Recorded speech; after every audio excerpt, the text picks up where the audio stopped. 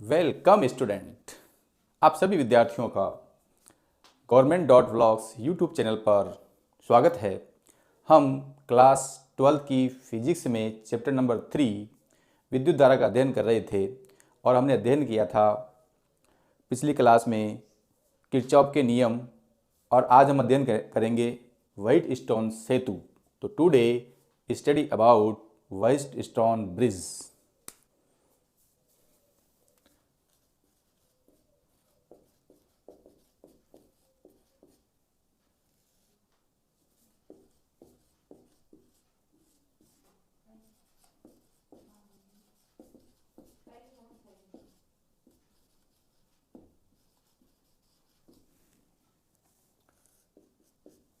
Dear students,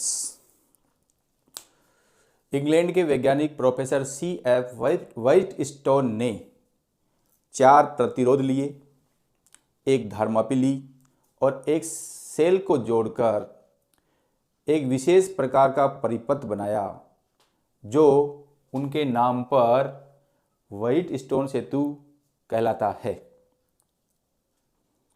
ये तो है इसका सिद्धांत। उद्देश्य है व्हाइट स्टोन सेतु की सहायता से अज्ञात प्रतिरोध का मान ज्ञात करना। तो पहले हम लिखते हैं व्हाइट स्टोन सेतु का सिद्धांत, प्रिंसिपल।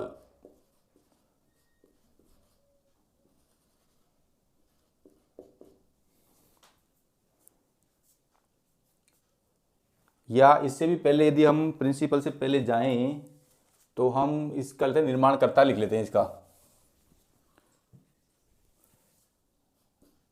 निर्माण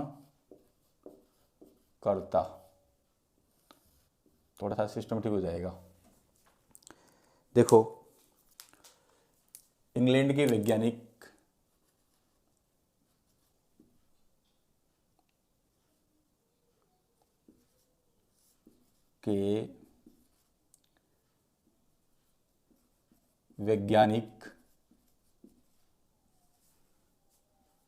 प्रोफेसर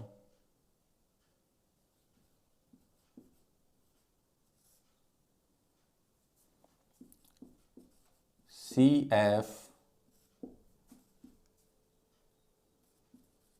व्हाइट स्टोन ने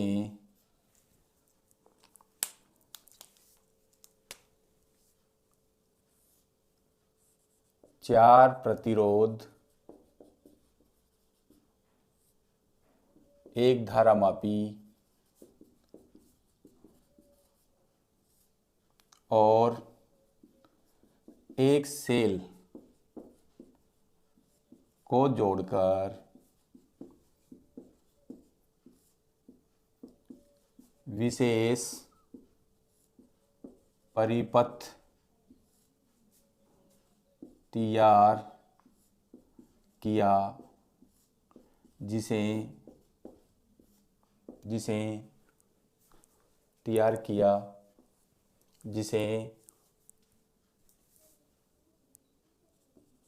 व्हाइट स्टोन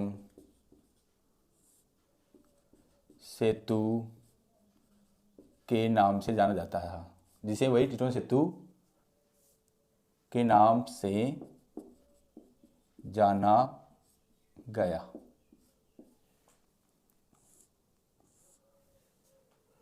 ये थे प्रोफेसर C.F. व्हाइट स्टोन और इन्हीं के नाम पर इसका नाम व्हाइट स्टोन सेतु पड़ा। अब देखो नेक्स्ट है इसका उद्देश्य। भाई उन्होंने ये क्यों तैयार किया, उन्हें तैयार करने के पीछे क्या लॉजिक था। उनका लॉजिक ये था कि इन 4 प्रतिरोधों में से एक को यदि अज्ञात हो तो हम उसका मान ज्ञात कर सकते हैं। तो अज्ञात प्रतिरोध का मान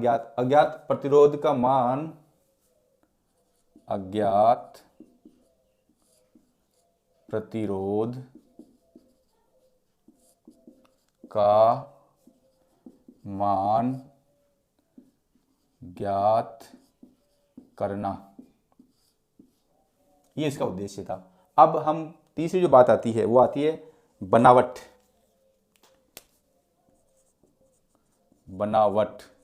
या रचना। देखो, निर्माणकर्ता ने 4 प्रतिरोध लिए थे। अब ये जो 4 प्रतिरोध हैं ये चतुर्भुज की 4 भुजाओं के रूप में होते हैं। जैसे मान लिया कि ये पहला प्रतिरोध है, फिर ये दूसरा प्रतिरोध है, फिर ये तीसरा प्रतिरोध है,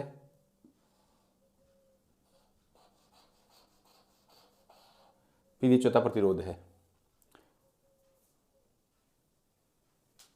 ये तो 4 प्रतिरोध है, P, Q और R, S।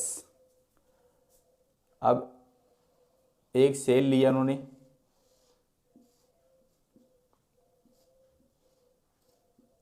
कुंजी K1, सेल E,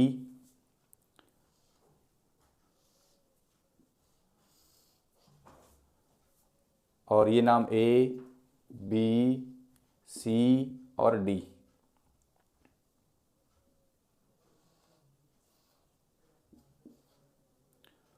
अब B और D के मध्य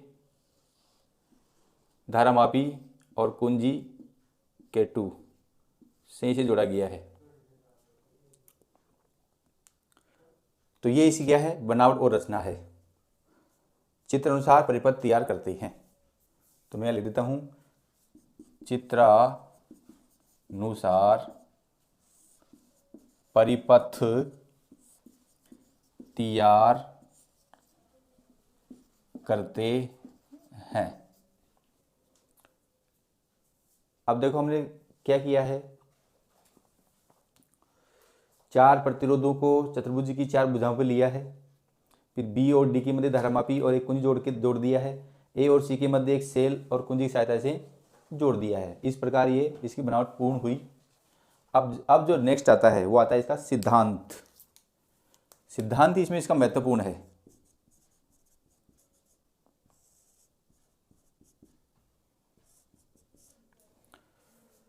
सिद्धांत हम क्या करते हैं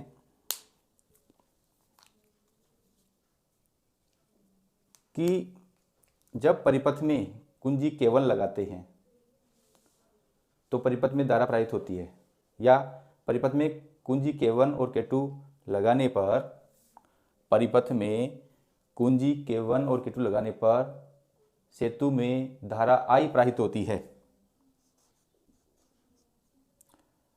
जो बिंदु A पर देखो, बिंदु A पर रास्ते बदल रहे हैं इसलिए धारा भी बदलेगी। जो बिंदु A पर I1 और I2 दो भागों में गुजरती है। बिंदु B और D में धारा की स्थितियां या धारा का बंटवारा निम्न अनुसार होता है। जब B पर विभव ज़्यादा हो और D पर कम हो, दूसरा इसका उल्टा, B पर कम हो D पर ज़्यादा हो, और जब दोनों में बराबर हो। जब B पर ज़्यादा है और D पर कम है, उस स्थिति में धारा I1 का कुछ भाग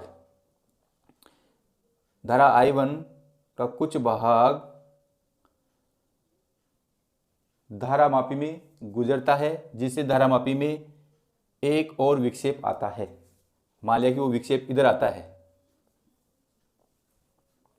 और शेष धारा प्रतिरोध Q में गुजरती है। बिंदु D में कोई धारा नहीं गुजरती है, और जब D पर विभव ज़्यादा है और B पर विभव कम है तो इस स्थिति में B में कोई धारा नहीं गुजरेगी और D बिंदु में धारा IT का कुछ भाग गुजरेगा। जो धारामापी में पहले विक्षेप आया है उसकी विपरीत दिशा में विक्षेप आएगा। यदि पहले विक्षेप इधर आया है तो इस बार विक्षेप इसकी विपरीत दिशा में आएगा। तीसरी स्थिति, जब दोनों पर विभव समान हो तो परिपथ में तो B और D के मध्य कोई धारा प्रवाहित नहीं होती है, अर्थात धारामापी में विक्षेप शून्य आता है। इस स्थिति को व्हाइट-स्टोन सेतु की संतुलन अवस्था कहा जाता है, और हम इस संतुलन अवस्था का अध्ययन ही इसमें करने हैं कि व्हाइट स्टोन सेतु की संतुलन अवस्था में क्या संबंध होता है, वही हमारा प्रिंसिपल है। तो हम देखो इसे 1 बाय 1 करके लिख देता हूँ। तो पहले लिखूँगा कुंजी K1 और K2 को लगाने पर कुंजी K1 वह K2 को लगाने पर सेतु से I धारा प्रवाहित होती है, जो बिंदु A पर I1 व I2 दो भागों में विभक्त हो जाती है। देखो बिंदु A पर इधर I1 और इधर I2 भागों में विभक्त हो जाती है। बिंदु B वह D पर क्रमशः I1 वह I2 धाराओं का विभाजन निम्न स्थितियों के अनुसार होता है। अब देखो स्थिति नंबर फर्स्ट क्या है, या मैं इसे लेता हूँ केस फर्स्ट।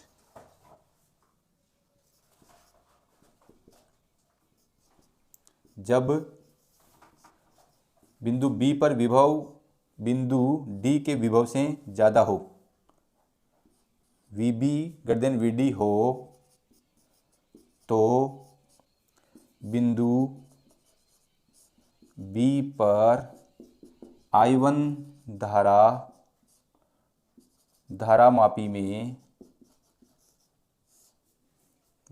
में एक और विक्षेप उत्पन्न करती है, एक और विक्षेप उत्पन्न करती है तथा शेष धारा प्रतिरोध Q में गुजरती है तथा शेष धारा प्रतिरोध Q में गुजरती है। बिंदु D में कोई बदलाव नहीं आता है। बिंदु D में कोई धारा नहीं गुजरती है। यदि मान लो कि बिंदु D पर यहाँ विभव ज़्यादा है, तो इसमें धारा IG आ रही है, जिस कारण इसमें विक्षेप इस दिशा में आया है, तो शेष धारा क्या जाएगी, I1 माइनस IG। करेक्ट। अब आप इसका स्क्रीनशॉट ले सकते हैं।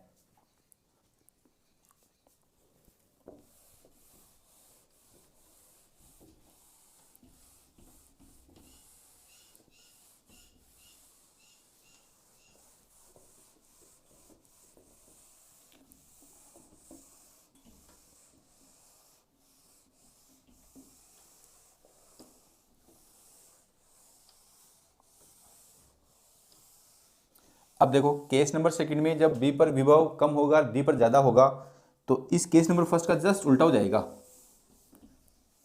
जब बिंदु B पर विभव कम है और बिंदु D पर विभव ज़्यादा है, तो केस नंबर फर्स्ट का जस्ट उल्टा हो जाएगा। जब VB लेस देन VD हो, तो बिंदु B में कोई धारा नहीं गुजरती है।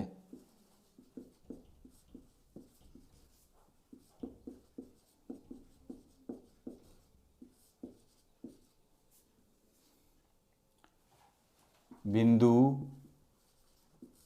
D पर I2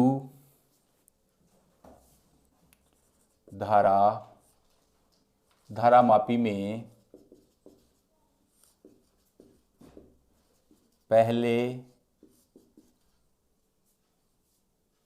पहले विक्षेप के विपरीत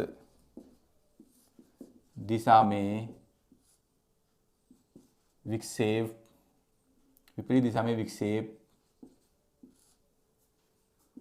उत्पन्न होता है। देखो, पहले जब विभव B पर ज़्यादा था तो विक्षेप इस दिशा में आया है। अब जब बिंदु D पर विक्षेप ज़्यादा है तो पहले के विक्षेप के विपरीत दिशा में विक्षेप आएगा, उत्पन्न होता है, तथा शेष भाग प्रतिरोध S से गुजरता है, तथा शेष भाग प्रतिरोध S से गुजरता है। केस नंबर 3,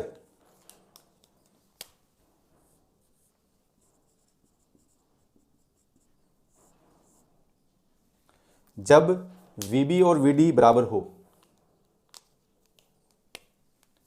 जब VB और VD बराबर हो तो बिंदु B व D में कोई धारा प्रवाहित नहीं होती है, कोई धारा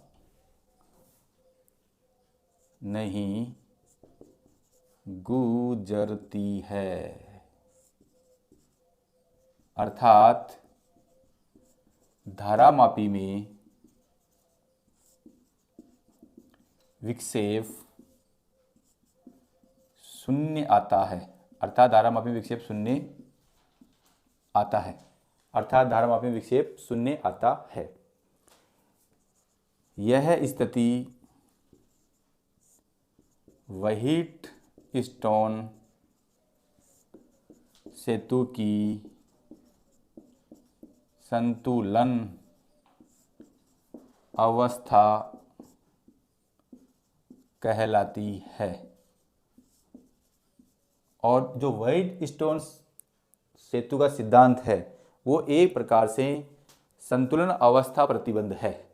व्हाइटस्टोन सेतु का जो सिद्धांत है एक प्रकार से संतुलन अवस्था का प्रतिबंध है, संतुलन अवस्था का प्रतिबंध है। व्हाइटस्टोन सेतु का सिद्धांत लिखिए या संतुलन अवस्था का प्रतिबंध लिखिए, दोनों एक ही चीज हैं। अब देखो, हम व्हाइटस्टोन सेतु का सिद्धांत या संतुलन अवस्था का सिद्धांत लिखने के लिए हमारा जो टारगेट है वो किस पर आती है? संतुलन अवस्था। जब दोनों बिंदुओं पर विभव समान होता है उस स्थिति में या उस स्थिति को संतुलन अवस्था की स्थिति कहते हैं। और संतुलन अवस्था की स्थिति है तो बिंदु B और बिंदु D पर विभव समान होता है। तो हमने पहला केस लिया कि VB = VD, या ये कह सकते हैं कि व्हाइटस्टोन सेतु की संतुलन अवस्था से। अब देखो, मैं इनके दोनों तरफ माइनस लगा दूं, VB = -VD, तो कोई फर्क पड़ेगा क्या? कोई फर्क नहीं पड़ेगा। दोनों तरफ VA जोड़ने पर, तो VA - VB = VD। अब देखो, A और B के मध्य विभव का डिफरेंस क्या कहलाता है? विभवांतर। और विभवांतर क्या होता है? इसमें धारा I1 प्रवाहित हो रही है और प्रतिरोध R है, तो विभवांतर V = IR। तो VAB इजल क्या जाएगा? I1 RJ क्या है? P, तो I1P, तो ये क्या जाएगा? I1P। ऐसे ही VD, A और D के मध्य विभवांतर क्या है?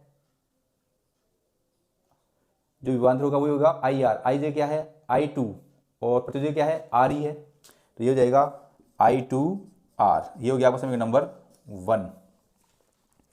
दूसरी स्थिति में यदि मैं देखूं तो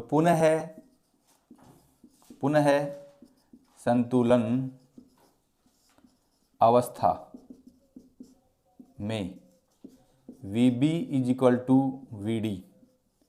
अभी दोनों तरफ से VC हटा दूँ, दोनों पक्षों में VC हटा दूँ तो VB माइनस VC और VD माइनस VC। अब B और C के मध्य धारा आपकी आ रही है I1 और प्रतिरोध है आपका Q। तो I1 प्रतिरोध R जगह Q और यहाँ पर धारा कितनी आ रही है, D और C के मध्य धारा I2 और प्रतिरोध S। ये हो जाएगा समीकरण नंबर 2। समीकरण 1 और 2, समीकरण 1 में 2 का भाग देने पर समीकरण 1 भाग 2 से तो I1P लेफ्ट में लेट का भाग लगेगा, I1Q, I2R, I2S।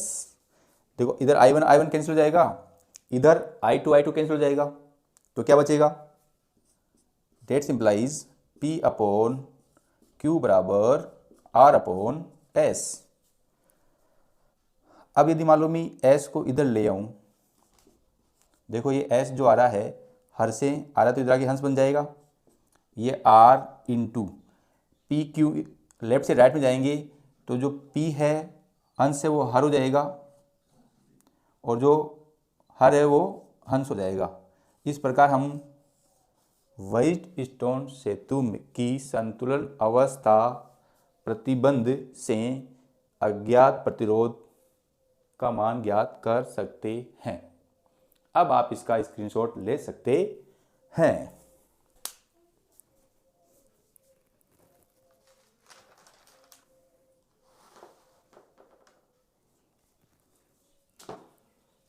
आपने स्क्रीनशॉट ले लिया होगा।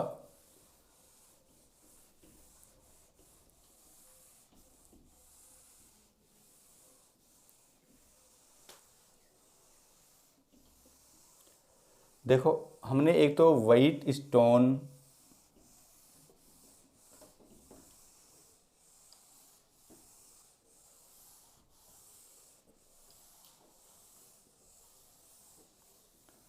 हमने क्या किया, इससे पहले हमने किरचॉफ के नियम का अध्ययन किया है और हम अब यहाँ ये देखेंगे कि किरचॉफ भाईसाहब के हिसाब से व्हाइटस्टोन सेतु में संतुलन अवस्था में जो अज्ञात प्रतिरोध हमने ज्ञात किया है वो सेम आता है। तो अब हम नेक्स्ट पढ़ेंगे किरचॉफ के नियम से, किरचॉफ के नियम से व्हाइटस्टोन सेतु का संतुलन अवस्था प्रतिबंध। देखो ये दोनों चीज़ें सेम ही है। जो प्रतिबंध हमें व्हाइटस्टोन सेतु से प्राप्त हुआ संतुलन अवस्था में, वो भी किरचॉफ के नियम से भी वही प्राप्त होता है। तो कई बार परीक्षा में प्रश्न आता है कि किरचॉफ नियम की सहायता से व्हाइटस्टोन सेतु का संतुलन अवस्था प्रतिबंध लिखिए, और तब आप जैसे किरचॉफ के नियम के अलावा जो व्हाइटस्टोन सेतु वाला सिद्धांत लगा के आते हैं तो वो गलत हो जाएगा।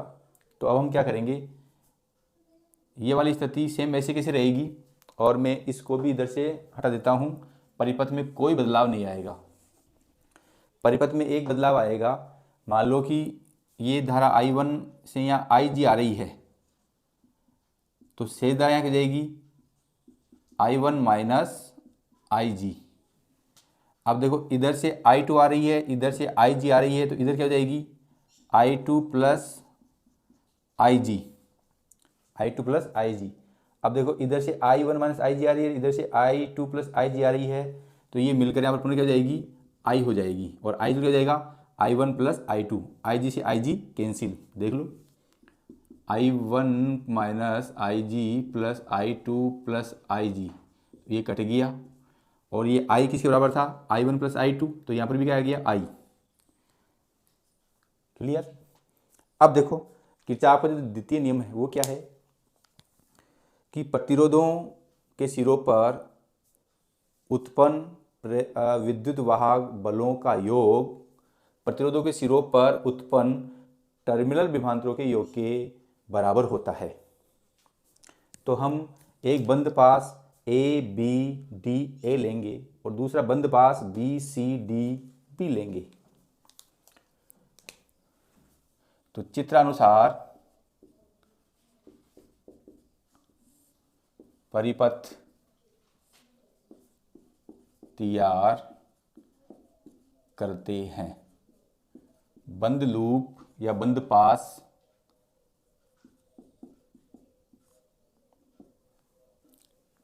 ए बी डी ए में देखो मैंने किरचॉफ में पढ़ाया था, बताया था कि सबसे पहले ए से बी की ओर जाएंगे। ए से बी की ओर जाएंगे तो कोई विद्युत वाहक बल नहीं है तो जीरो।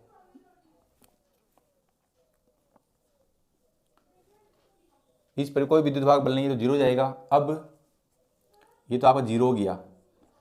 अब प्रतिरोध के सिरों पर टर्मिनल विभवांतर, तो ये क्या जाएगा I1P।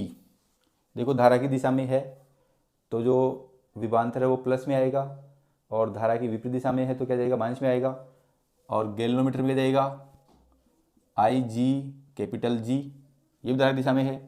फिर हम आएंगे ये देखो धारा की विपरीत दिशा में तो क्या जाएगा I2R।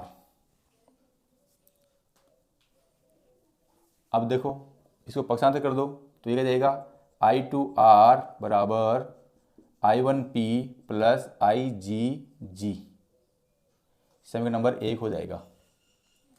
अब चित्रानुसार बंद पास और बंद पास बी सी डी बी में देखो यहाँ पर भी विद्युत वाहक बलों का योग या परिणाम शून्य है। अब देखो बी से डी जाएंगी तो धारा की दिशा में जा रहे हैं और धारा है I1 माइनस IG और प्रतिरोध है Q। फिर सी से डी में जाएंगे तो माइनस आएगा क्योंकि धारा की विपरीत दिशा में जा रहे हैं तो वो I2 प्लस IGS। फिर डी से बी जाएंगे तो भी धारा की दिशा में जाएंगे IG प्लस G। इसको हम इधर ले आते हैं I2 plus IGS plus IG capital G बराबर I1 माइनस IGQ। देखो ये बात दही की तरह या आने की तरह बिल्कुल साफ है कि जो किरचॉफ का नियम है उसका नियम वेस्टर्न सेतु का नियम निकालने के लिए जो वेस्ट स्टोन सेतु का सिद्धांत है वो संतुलन अवस्था का सिद्धांत है और संतुलन अवस्था में धारामापी में विक्षेप क्या आता है शून्य। तो संतुलन अवस्था में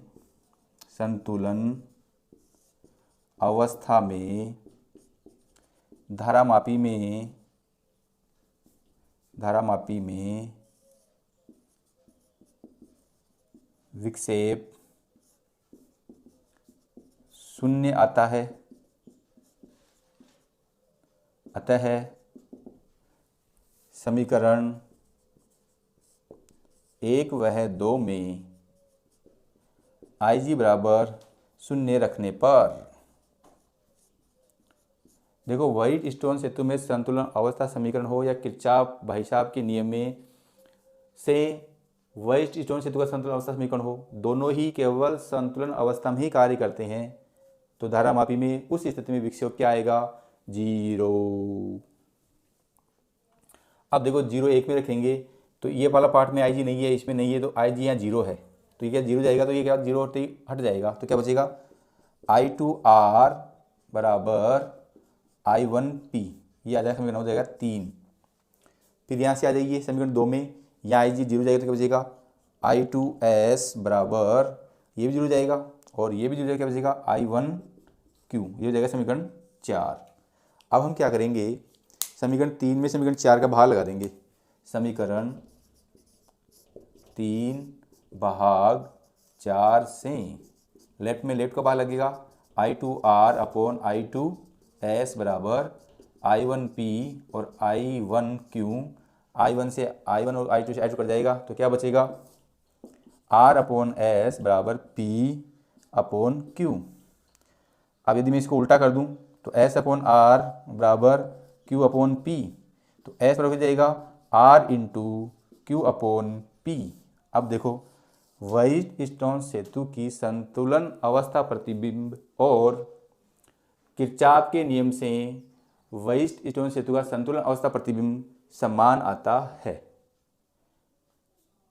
अब आप इसका स्क्रीनशॉट ले सकते हैं।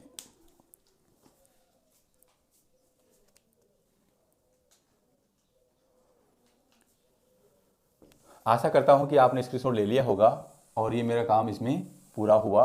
अब देखो, कुछ स्पेशल स्थितियां हैं या विशेष केस हैं, यानी कि यूँ कह सकता हूँ कि व्हाइटस्टोन सेतु से जुड़ी हुई कुछ महत्वपूर्ण जानकारियाँ।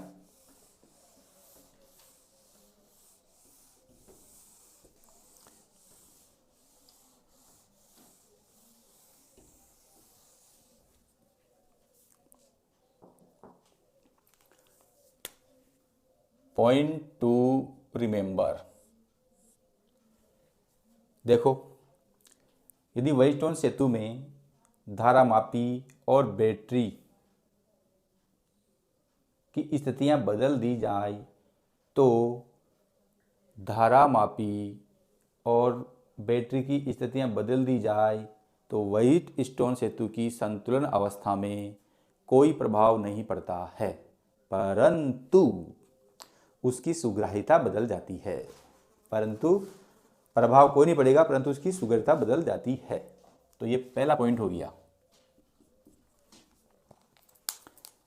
जब धारामापी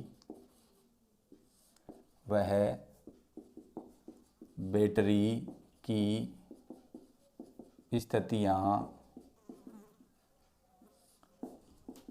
बदल दी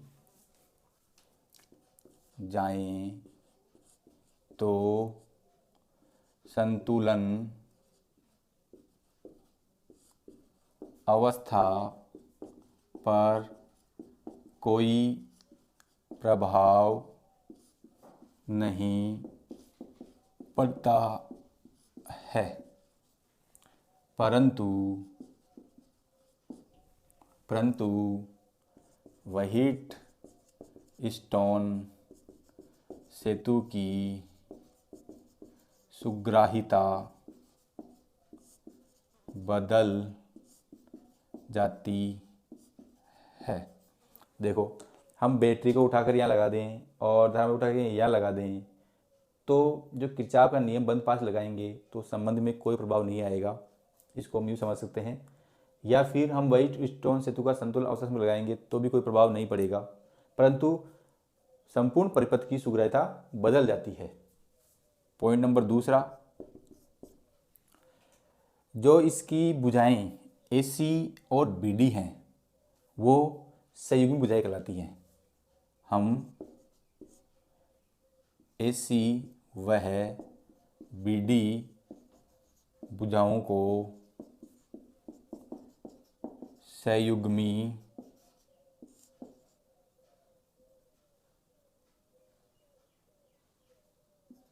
कहते हैं या कॉन्जुगेट आर्म्स कहते हैं। हम AC व BD भुजाओं को संयुग्मी कहते हैं या कॉन्जुगेट आर्म्स कहते हैं। प्यारे विद्यार्थियों, व्हाइटस्टोन सेतु में जो हमने संतुलन अवस्था का प्रतिबिंब ज्ञात करा है उसका संबंधित न्यूमेरिक क्वेश्चन भी आ सकता है। तो आप इसमें याद रखें P अपॉन Q बराबर R अपॉन S।